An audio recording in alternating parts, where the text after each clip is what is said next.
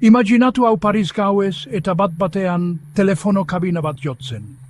Parisko kale lasaietan zaude paseatzen gauean eta orduan entzuten duzu break telefono kabina baten soinua ezinbestean. Jakin minak jota, hurbiltzen zara eta hartzailea belarrira eramaten duzu. Ahots dardarti batek susurlatzen dizu.